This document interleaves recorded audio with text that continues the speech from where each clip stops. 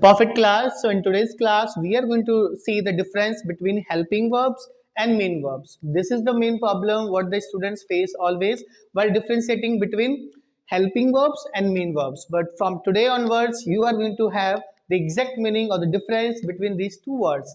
So here we go out. Thank you. जैसे कि आप हेल्पिंग वर्ब को देख पा रहे हैं, हेल्पिंग वर्ब्स हमारे वही वर्ड्स कहलाते हैं जो अक्सर वर्ब मतलब कि सेंटेंस में जो हमारे वर्ब हैं, अगर वो वर्ड्स हमारे वर्ब की मदद कर रहा है तो वही हमारा हेल्पिंग वर्ब कहलाता है। एग्जांपल के तौर पर अगर मैं लिखूं यहाँ पे इज, एम, आर, चाहे आपको वॉज, चाहे वर हो, आपका हैव हो, हैज हो, तो जैसे कि आपको हेल्पिंग वर्ब नजर आ रहा है, ये आने वाले टर्म में वर्ब का भी काम कर सकता है, बेसिकली मेन वर्ब का भी काम कर सकता है। तो ये हेल्पिंग वर्ब कहलाने का कब अधिकार रखते हैं? जब ये मेन वर्ब की मदद करते हैं। ऐसा क्यों? क्योंकि इसके नाम ही सजेस्ट कर रहा है हेल्पिंग वर्ब्स, यानी कि वो वर्ड्स हेल्पिंग वर्ब कहलाएंगे जो वर्ब्स की मदद करेंगे, और जो मदद ही ना करे वर्ब्स की तो वो हेल्पिंग वर्ब नहीं कहलाता है। इतना बात क्लियर है? ये वर्ड्स हेल्पिंग वर्ब जब कहलाते हैं जब ये मेन वर्ब की मदद करते हैं। एग्जांपल लेते हैं, अगर मैंने बोला आई एम स्पीकिंग, राइट, एक ये सेंटेंस है हमारे पास, और एक सेंटेंस है आई एम इन द क्लास। हम चेक कर लेते हैं कि इसमें जो दो टर्म आए हैं वो हेल्पिंग वर्ब है या मेन वर्ब है। आई से हमें कोई दिक्कत है नहीं, आई सब्जेक्ट का काम कर रहा है, और स्पीकिंग से भी मुझे कोई प्रॉब्लम नहीं है। मुझे इससे मुलाकात करना है, एम हेल्पिंग वर्ब है यहाँ पे या मेन वर्ब है, देख लेता हूँ। हेल्पिंग वर्ब अगर ये होगा तो पक्का ये मेन वर्ब की मदद कर रहा होगा।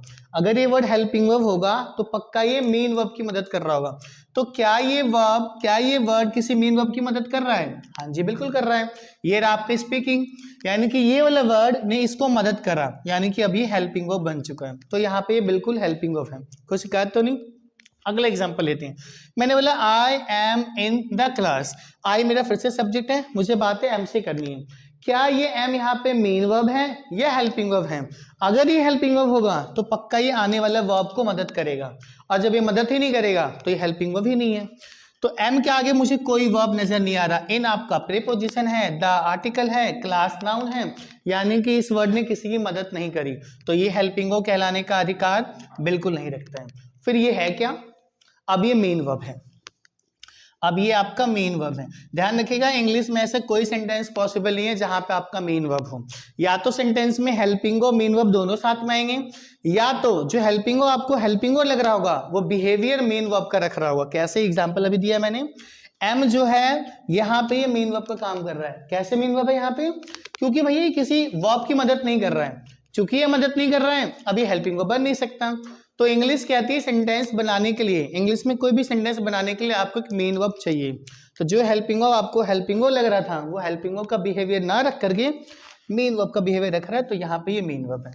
समझ आया? हेल्पिंग वर्ब, हेल्पिंग वर्ब कहलाने का अधिकार उसी के पास है जो वर्ब्स की मदद करे। अगर वो मदद नहीं कर रहा है तो वो हेल्पिंग वर्ब नहीं है। क्लियर है? अब जरा मैं मेन वर्ब को और क्लियर करता हूँ। जैसे मैंने बोला आई स्पीक, ये तो आपका मेन वर्ब है डायरेक्टली, स्पीक तो सीधा मेन वर्ब है। मैंने बोला मैं डांस करता हूँ, आई डांस। आप इंग्लिश बोलते हो, यू स्पीक। मैंने बोला आसिफ जी पढ़ाते हैं, आसिफ जी साइंस पढ़ाते हैं, आसिफ जी टीचेस साइंस।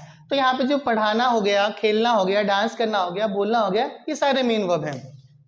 और हेल्पिंग वर्ब आपको क्या पता चला? हेल्पिंग वर्ब वो वर्ड जो मेन वर्ब की मदद करे। जब ये मदद ही नहीं करेगा तो जो हेल्पिंग वर्ब था अब उसको मेन वर्ब पे बदलना पड़ेगा। अगर इसी में मैं एक सेंटेंस और दोबारा लिख दूं, आई एम स्पीकिंग, बस इतना। इसमें आपके दोनों कहानी है। एम जो है ऐसे ही लग रहा है एम ने इसकी मदद करी है, और क्यों मदद कर रहा है? ताकि सेंटेंस का प्रॉपर मीनिंग आ पाए। तो हेल्पिंग वर्ब हो गया आपका एम। समझ आ रहा है? एम मेन वर्ब की मदद कर रहा है, इसलिए यहाँ पे हेल्पिंग वर्ब है। और ये क्या है? ये तो मुझे मालूम है, ये मेन वर्ब है। कोई दिक्कत तो नहीं? कभी कभी ऐसा होगा कि एक ही वर्ब होगा लेकिन आपको लग रहा होगा हेल्पिंग वर्ब है, लेकिन वो हेल्पिंग वर्ब होगा नहीं, वो मेन वर्ब होगा। कैसे? मैंने बोला दिस इज राइट। अब बताओ इसमें इज क्या है? इज हेल्पिंग वर्ब है या मेन वर्ब है? हाँ, हेल्पिंग वर्ब है, ये मेन वर्ब है। ये मेन वर्ब हुआ कैसे? अगर ये हेल्पिंग वर्ब होता तो इसके आगे पक्का कोई ना कोई वर्ब होता जिसकी ये मदद करता। हेल्पिंग वर्ब कहलाने का अधिकार किसके पास? जो आने वाले वर्ब की मदद करे, लेकिन ये तो मदद ही नहीं कर रहा किसी का। इज का आगे कोई वर्ब थोड़ी ना है, राइट तो अलग चीज है, राइट तो एडजेक्टिव है, तो यानी कि यहाँ पे हेल्पिंग वर्ब है नहीं, और जब सेंटेंस में हेल्पिंग वर्ब नहीं है तो इंग्लिश कहता है सेंटेंस बनाने के लिए आपको एक मेन वर्ब चाहिए। अब इसको मेन वर्ब में बदलना पड़ेगा अपने आप ही, तो ये मेन वर्ब का काम कर रहा है यहाँ पे। समझ आया? समराइज करता हूँ फटाक से। हेल्पिंग वर्ब्स वो वर्ड्स होते हैं जो मेन वर्ब की मदद करते हैं। सी इज डांसिंग, तो इज आपका हेल्पिंग वर्ब क्योंकि डांस की मदद कर रहा है, और डांस मेरा मेन वर्ब, ठीक है। मैंने बोला वो खुश है, तो सी इज हैप्पी। अब इज हेल्पिंग वर्ब है क्या यहाँ पे? इज यहाँ पे मेन वर्ब है। ऐसा कैसे हुआ?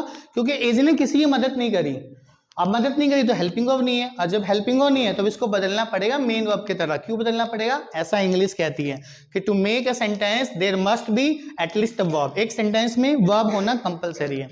सो this is what the difference between helping verbs और मेन वर्ब। समझ आया सभी को? आया?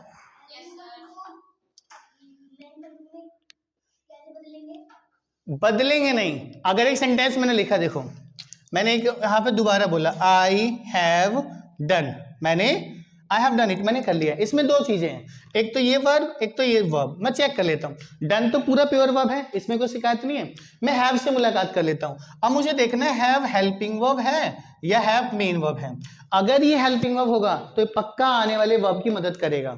तो ऐसे ही लग रहा है ये हैव इसकी मदद कर रहा है, आई हैव इसकी मदद कर रहा है, इसकी वजह से तो वर्ब की थर्ड फॉर्म आई है, तो ये यहाँ पे हेल्पिंग वर्ब है। ठीक है, एक सेंटेंस और last.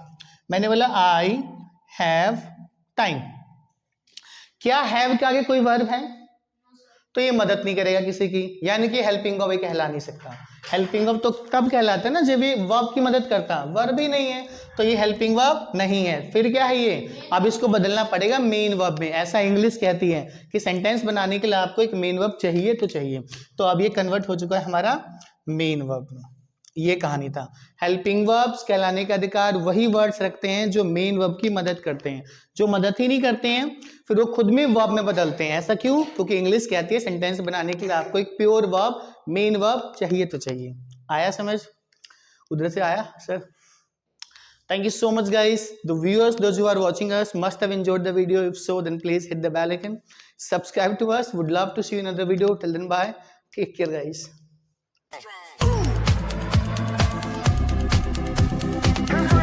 We'll be right back.